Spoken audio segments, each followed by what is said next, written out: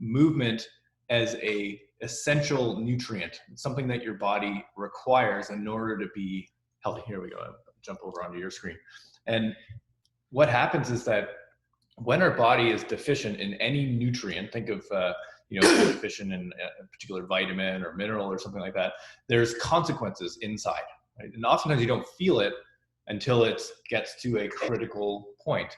Movement is just like that. We have a requirement, a literal physical requirement for movement, and if we don't get enough movement, there's consequences, and builds up inside. Often we don't feel it until it becomes a critical problem. And movement, I think a good way to think about why it's so important is the way that movement affects the brain. And that's what I wanted to talk about quickly today, because it fits right in with the mobility story that we're going to get into. So last week I shared this picture. This is three dudes from a tribe in Africa, and they look super fit. These guys, you think they could be just coming from the gym. Maybe they just did a chest workout. But of course we know that this is just how they are. This is how they have to be in order to survive in their environment and to thrive in their environment. And as humans, we are, this is actually what we've evolved to expect, is to have to move in our environment to find food, find shelter. And of course nowadays we don't have those demands placed on us. We have the amazing modern society that we get to live in, but those requirements still remain because we did them for so long. It's literally hundreds of thousands of years that we lived, much like these guys live. And so it's just the reality. We need to find ways to meet those requirements for movement. This is kind of tongue in cheek, but these guys would never think about a workout. They would just simply do their day-to-day obligations, find food, find shelter, protect their tribe. So within Move by Design, there's actually 4 fundamental kind of sub-requirements. And last week we talked about mobility in terms of how the joints, all the joints have a particular amount of movement that is healthy, okay? And today we're going to get into the second part of mobility, which is the actual movement or mobility of the soft tissues. So we'll say that for a moment. There's also lift heavy. Lift heavy is a really important requirement for the human body. It's a relative term, so some of you on this call might get a little bit, some people get really excited about lifting heavy stuff, other people get really scared, yeah. And I totally get that. Lift heavy is relative, so what's heavy for Craig is certainly that's light for me. Just kidding. It's actually the opposite. Kidding. Way to sack that.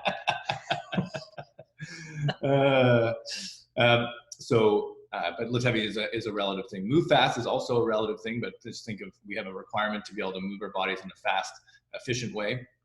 The great example Craig used last week is, to have the ability to react. Think about in your life how useful it is to be able to react. Point an example, I fell down the stairs last night. Oh, you did? I slipped on the step and I had to catch myself.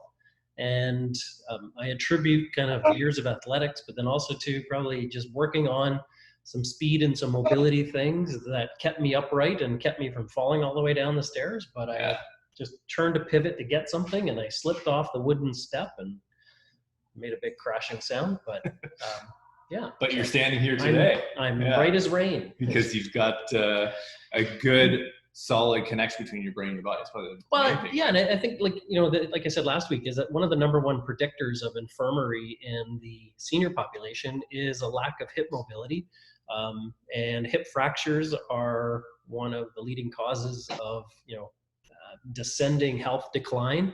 So if we're able to stay upright, stay mobile, stay strong, those are all super important things that carry you all the way through. I mean, even just in women in the senior population with stress fractures in their thoracic spine due to osteoporosis or osteopenia, those are all things that can be staved off by lifting heavy, like lifting weights and doing resistance training to strengthen the bones and tissues so that they're able to withstand the resistance of everyday life. It's a requirement to function. And like I was going to say on mobility, You know, it's been shown that you can have a 60% loss of joint motion before it actually starts to show up as any kind of sign or symptom within your body. And we see it all the time in patients' spines, is they're like, yeah, I don't have any neck pain, but they can only turn their head half of what they're supposed to be able to. So when we assess people, yes, they don't have any pain per se, but they've lost a significant amount of mobility and function within the joints before, and maybe never even shows up as any problem. But the challenge with that, and this is kind of a fun little maybe side note, but if you take your thumbs all the way out to the side of your body, to the point where you can still see them, right? I can still see my thumb wiggling there. That's my peripheral vision. That is exactly how far my cervical spine should physiologically be able to turn. Okay, so if you can see your fingers all the way out there, but you can only turn your head to halfway, that's not good. So over time, your actual accommodation, or your actual peripheral vision starts to actually narrow, which is not good and not safe for driving. That's why they do the little eye tests and everything at the DMV and everything. So it's just, mobility is one of those things that has a massive effect on all aspects of your life.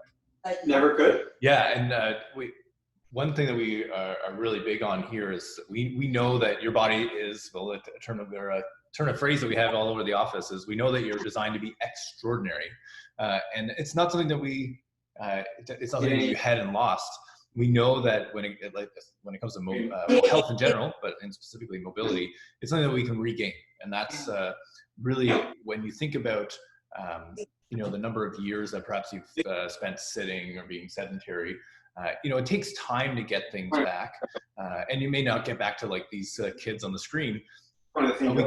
There's still lots that you can regain. It just takes a little bit of time and effort, but certainly that's the goal. I'll skip over that. A good way to think about mobility, I just think as a kind of a mental framework, and why mobility is so valuable, is think about going up a hill on a bike. And if you had the option of using a bike with 1 gear or 10 gears, what would you choose? And of course, you'd choose a bike with 10 gears because that's more efficient. You'd be able to get up the hill without having to expend so much energy. Whereas if you have 1 gear, you got to work really, really hard. It might overcome. You might actually not be able to, topple over, right, if you hit too much resistance. And one of the values of actually working on your joint mobility is that you get more gears, right? And you don't risk wearing out 1 gear. You're able to spread out the load over a larger range of motion in that joint. So this is a good way to kind of think about mobility. The last thing, I mentioned this a couple of slides ago, but really why we get so excited about mobility and mobility of the whole body, and really why we are so fanatical about movement of the spine, is because of the relationship between movement and the brain. We really can't understate how important movement is for the brain. Every time you move your body, you're firing off your brain in a really robust, really healthy way. And the more you move, you can think of it, you're strengthening that connection between your brain and your body. And now, when I say the more you move, I don't necessarily mean volume, right? That's one category, but it's also the quality of movement. So the better your body moves, then the more healthy you can think of that signaling or stimulation up to the brain. So we know, as an example, I can be here moving my hand, right? And the parts of my brain that are related to my hand, they're lighting up. But there's also other parts of my brain totally unrelated to my hand that are also lighting up. Parts of my visual cortex, parts of my temporal lobe, which is where emotions and language are processed. Parts of my frontal lobe that don't necessarily have anything to do with movement, but they're getting stimulation, and brain cells need stimulation to be healthy. So this is why we get so fired up about movement. The spine happens to be the biggest source of stimulation to the brain. So as you move your spine, you can think of it as it's like fireworks going off in your brain. And as you go up the spine, actually, that's where it gets even more and more powerful. So the most powerful area in terms of stimulation of the brain is right at the base of the neck, right at the base of the head, sorry, top of the neck. which is often why we're spending so much time assessing that area in practice. Yep. I'd like to look at it as all the receptors in your body and your joints and everything else, your muscles, your ligaments, your tendons, your joint tissues themselves, they all provide input to the brain. The brain is like a windmill. When it turns, it generates energy. So if the movement and stimulation from all your joint receptors is stimulating the turning of the windmill, well, that's what fires off all those electrical synapses in your brain. When you stop moving or the joint stops moving, we start to get scar tissue forming. We start to get things happening within the joint itself, but the brain also starts to dim because we're not getting it lit up by all the excessive motion and movement. That's kind of the geeky way of letting you know. If you remember last week, I said, hey, take inventory. Where are you at kind of energy-wise right now? And we did all the joint-to-joint movement. And I'm like, okay, now check yourself again. How do you feel? Whenever I've done this talk, I think the lowest I've seen people rise in their assessment is about 2 points. Mm-hmm. So most people find, you know what, I definitely feel more alert, more energized, more awake. So that's just kind of I like to get nerdy sometimes, and that's the nerdy part of it. So awesome. So we're ready to get into some of the practical stuff. Does everybody have maybe if you can just give us a thumbs up or raise your hand. You need a lacrosse ball to get started. So if everyone... You don't have a lacrosse ball, a tennis ball, a hockey ball, some kind of ball. A ball. Yoga tune-up ball. That'll work. Okay, if you don't have one immediately in front of you, you can just follow along and you can do this exercise later. And we are recording this, so you'll be able to go back and watch this as we explain things. We're going to start off here. I'm just going to move you with me so that you can see what I'm doing here. Actually, maybe this is a good spot up here. Can we see here? You know what? Let me come down a bit. Okay, so first thing I'm going to do is I'm actually going to take the lacrosse ball and I'm going to place it underneath the back of my shoulder, between my shoulder blade. Okay, and I'm just going to lay down with my head down. Okay, so I've got it just inside the shoulder blade, inside the bony part, between my spine and the shoulder blade. I'm going to take my hand straight up above my head. Okay, so my arm's just straight up. And I'm just going to try to touch my thumb to the floor above my head. And yes, it's going to be quite sore, especially those of you that have been pecking away at keyboards for years, or if you're spending a lot of time on the iPad or driving or flying. Those are all big kind of leaders in making this area stiff. So my thumb is up. I'm trying to just reach above my head to touch my thumb to the floor, back to the start position. And I'm going to do about 6 or 7 of those. And then I'm going to move the ball. I can move it up or I can move it down. And man, oh man, does it ever bite in that spot. Now, if you find that that's too much, then don't bother trying to touch your hand. Just go as far as you can in a shorter range of motion, just to try and get some mobility there through your shoulder blade. And of course, like I said, you can move the ball a little bit lower in your mid-back and do the same thing. You can even do like a snow angel out to the sides to try to target some of those tissues. So I always like to think of this as your muscles and your tissues sometimes get stuck together. If you've ever had a grilled cheese or a cheesy panini sandwich, it's like smushed together and it won't slide past each other. It's stuck. So what this does is it helps to break up some of those adhesions that just happen naturally from use and wear and tear. And we start to bust that up so that we start to get those tissues to slide and glide past each other really nicely. So I can do my 6 to 7, in all different motions. I can kind of go across my body and out to the side. And I can just go hunting, looking for what feels tense and tight, and then move to the next area, okay? So I would do the same on the other side as well, but just for time posterity, I'm going to walk you through another one that's a classic for people. And that one is, okay, Dr. John's going to take it over, I guess, and look at how to work those muscles in your chest. Okay, here, I'm gonna unmute. Okay, so hopefully you guys can see me, and you can see my screen here, because this goes along well with what Dr. Craig was going over, the muscles in the back. What we want to do as a combination with that is actually to focus on the muscles in the front and the chest. And so what you're going to use is, we're going to go against the wall, get the lacrosse ball into that little nook just in front of the shoulder. And then it's not going to look like much to you guys, but I'm just going to roll up against the wall. The nice thing about doing it against the wall is that you can temper, or you can like kind of add the pressure as needed. So if I want to add more pressure, I can just bring my body away from the wall a little bit more.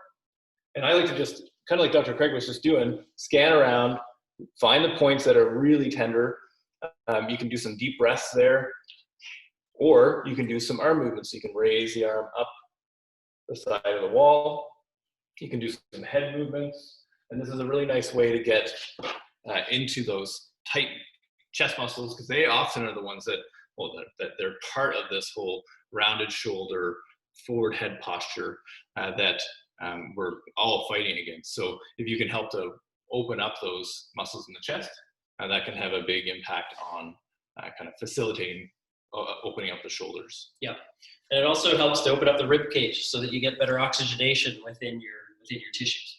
Okay, so the next one we're going to do is actually for the neck and that first rib. So if you feel that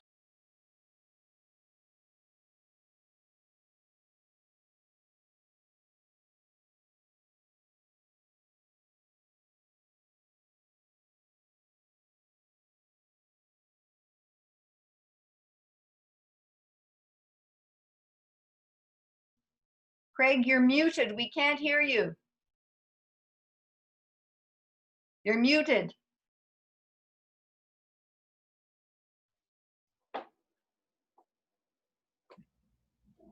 Can you hear me? Thumbs up. Now we can.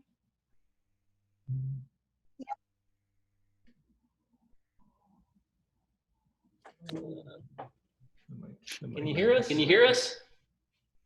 Yes. Okay, perfect. Okay, so I'm going to take the ball and I'm going to pin it up against the corner of a wall, and I'm going to bend myself forward horizontally so that we can see this. So let's see if we can pull this out. So here's my corner of the wall. I'm going to take the ball and I'm going to bend forward at the waist, so I'm just about hip height, and I'm going to hit my shoulder and the ball against the wall. And in this position, I can actually just turn my head in all different directions. And you'll feel stuff crippling and cracking and releasing and some really tight spots. I determine how much pressure I want by how much I'm going to press against the wall. So if I want a little bit of pressure, I'll just press a little. If I want a lot of pressure, I can push in a little deeper. So it's just a nice, easy way to work on those muscles of the neck, and I'll go hunting in all different directions, looking. And the only thing that you have to be considerate of with any of these is that if you feel like some tingling down in your arm or anything like that, you may just be on that one of the nerve roots. So just move off of that. It's not going to cause any damage. It's not going to create any problems. It's just move away. It's just your body letting you know that something's not going right. Okay. I have a quick, sorry, I have a quick question. Hold on. Sorry. Can you hear me? I can hear you. Okay, cool. With both of you on, there's an echo, just so you know. Oh, okay. Perfect. Where, can you like move your shirt down so I can actually visually see on your body where you're putting it? Can you see me there? If I've got my collarbone. Okay, there we go. Yeah, okay. Inside right the collarbone? Above the collarbone. Above. Okay, perfect. Thank you. Okay. So you mute and I unmute. Okay, so You can hear us? hopefully you guys can see me now. Thank you for your patience, because we're trying to navigate this whole new world of technology to us.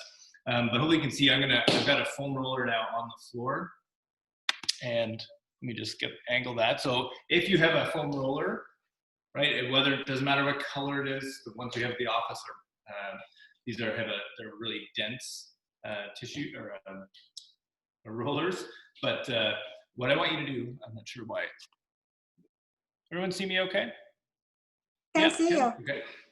So we're going to just work on opening up the spine. So I want you to lie back so that it's just in between your shoulder blades.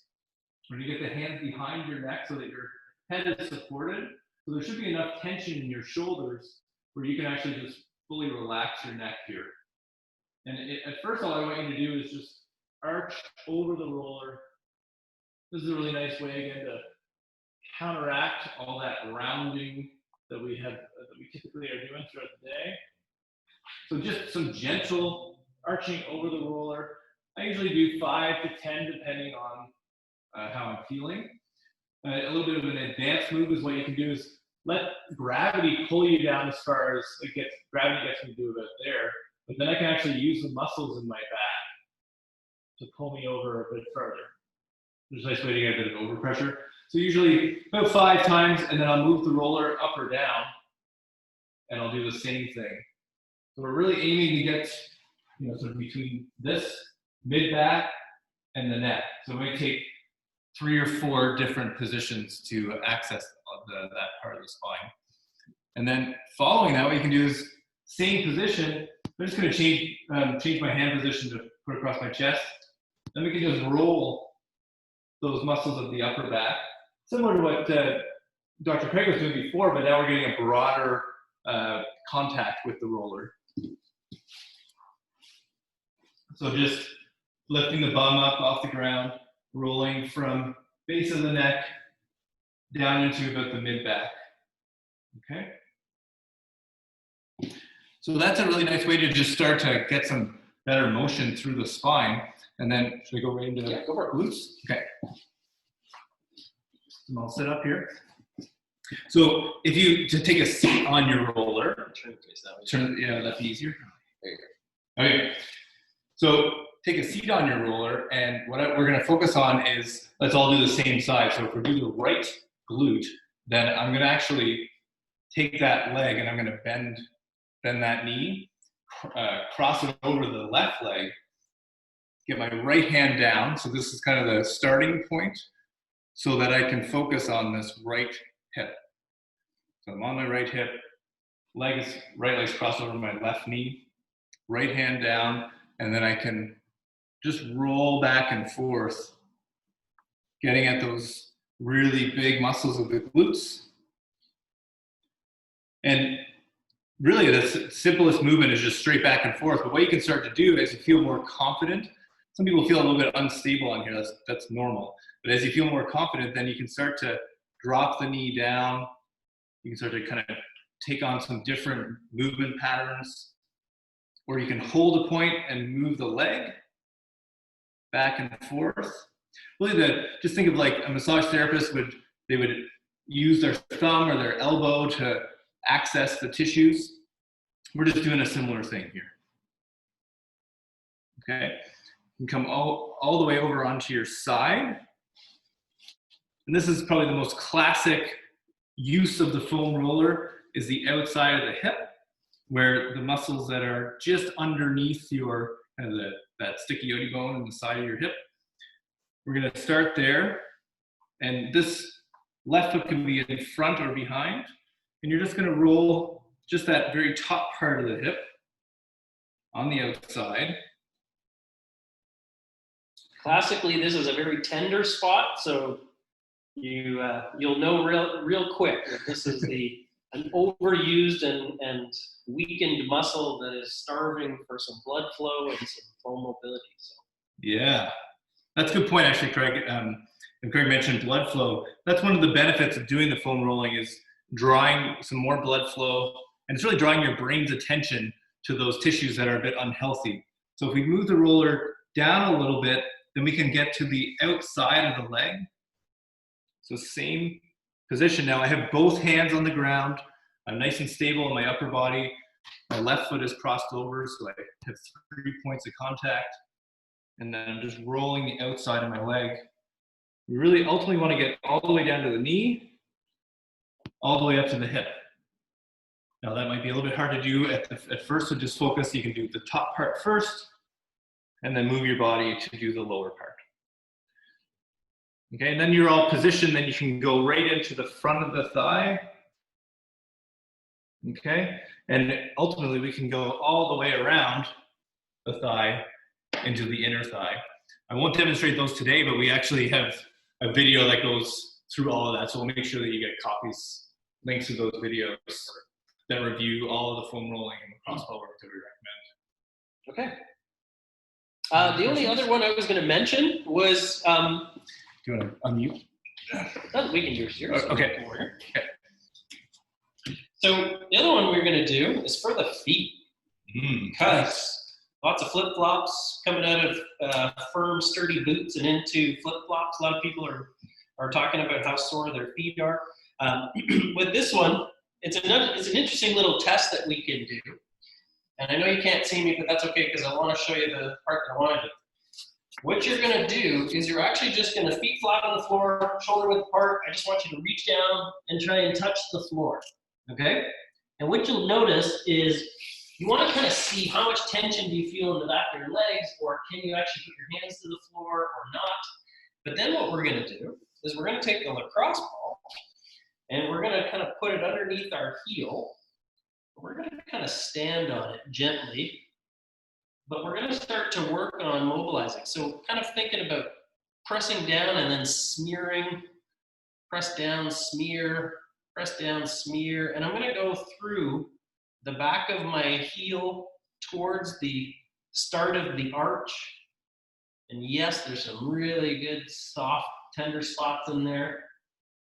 And then what I can do is I can switch. I can put the ball underneath my foot, or my toes, sorry. My heel's down now, and I'm just gonna try and wrap my toes around the ball, and I'm gonna do the same. I'm gonna press down and smear, press down and smear, and I can go in each direction. I can go forwards, backwards, I can go east, west, like, I'm just gonna continue to try and find some of those real tender spots. And then I can put the ball underneath the arch of my foot, and I can roll back and forth, and I can go hunting, looking for some of those soft, like those really sore, tender spots. And I would do the same on the other side. And then what you're gonna do is you're actually gonna reach down and touch the ground, and you'll notice that oftentimes a lot of the tension through your hamstrings and in your calves has actually improved, and all you've done at this point is rolled your feet out. And the reason why is because the connective tissue that goes all the way from your toe through your back of your spine, crosses over and goes up to the top of your head, it's all interconnected. And when we start to release things distally back to proximally or farther away and back to closer to your midline, you're gonna start to notice that all of that connective tissue that holds you together starts to relax, and you start to feel so much more mobile just from doing something as simple as that. So that's a little trick I want you to try later on with the ball. Do that on both sides. So test yourself. Can I touch the ground? Check. Then I'm gonna ball roll both feet, and I'm gonna check again. And maybe shoot us an email, let us know how much of a change you saw. The average people, I mean, I've seen people go right to the floor who haven't been able to touch the floor before. It differs a little bit for everybody, but sometimes you have to kind of move your way up and start to work through your calves, into your hamstrings, and then into your glutes, like Dr. John was showing with the foam roller. Okay? Cool. I'm just going to tune in if you want to see if I got any questions. Turn my volume back up here. Anyone have any questions?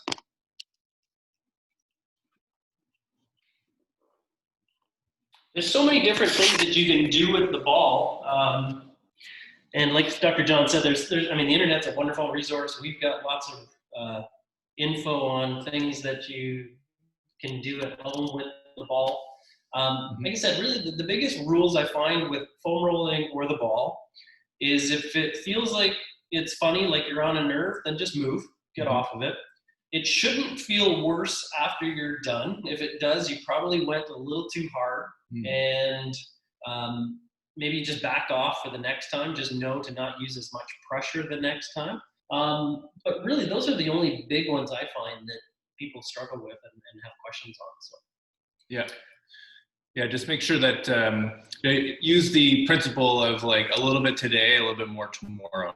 So this is just like if you went to see a massage therapist, a good massage therapist is going to be able to say, okay, over the next 10 to 12 massages, we're going to work, from this point to this point, or this intensity to this intensity. So just keep that in mind. The pressure that you use today, you'll likely be able to use more pressure tomorrow or next week. Oh yeah, like even the ball rolling of the feet. I mean, you'll find it's super tender today, but by Saturday or Sunday, it's like 60% improved already. And that's just, again, what happens is when our muscles become lack of mobility, we get waste product building up in there. We get just metabolites that haven't flushed themselves out, and so the ball helps to open up those blood vessels and get the fresh nutrients in there and get all the bad stuff out and recycled. So this is a great recovery if you're a weekend warrior or you're doing gardening. This is a great way to kind of to fend off any of the soreness that comes post activity. But it's even a great way to loosen up and get ready. Like if you're doing some raking, if you're doing that's a great one. That first one I showed, that's Ron, that one's for you. So the raking and things like that, like it's just ways that you can get yourself ready for activity, and it's a great way to recover when you're done. Yeah. Okay, Barb, you got a question there. Should you start with your feet and work up? Yeah, that's a great way to do it. Totally. You could totally do that. There's really no rhyme or reason. I mean, you could start at your hips and work your way down, or start with your feet and work your way up. Yeah, a nice combination, Barb, is the joint-to-joint mobility program we did last week. If you do that from start to finish, head to toe, every day, that's a great step one. And then doing some of the soft tissue mobility that we did today, you could just you could pick an area or pick a couple of different body regions to focus on, because it takes a long time. It can take a long time to get through all of it in one go, and that can get a little overwhelming. So better to chunk it down. So maybe one day you do lower body, and the next day you do upper body, something like that. Yeah, great. Any other questions? I think everyone else is muted. Are you able to unmute? Yeah, they can type it in the chat box there. Yeah. Okay, so if there's no other questions, we are going to be sending you this link so that you can go back and watch it. Like I said, we probably have a few other resources that we can forward to you that show you how to use the ball in other ways. So maybe if you've got something specific that you want some help with, please feel free, shoot us an email and we'll get back to you. We've got usually a lot of the common complaints we've covered with a lot of videos, whether it's on YouTube or Facebook or whether. So we can probably forward you something that will accommodate you. So, okay? Yeah. Awesome. All right, gang. So next week we're into some dynamic mobility. So we're going to keep the theme of being practical. So next week it'll be about probably 15 to 18 minutes of movement. I'm really excited to get into that because it's not one that we don't normally teach this live because we don't have enough time in the 90-minute workshop. But now that we're spreading these out a little bit more, we get to give you guys even more content and more help. Perfect. Awesome. Well, have a great week, folks, and we'll see you next Thursday. Bye.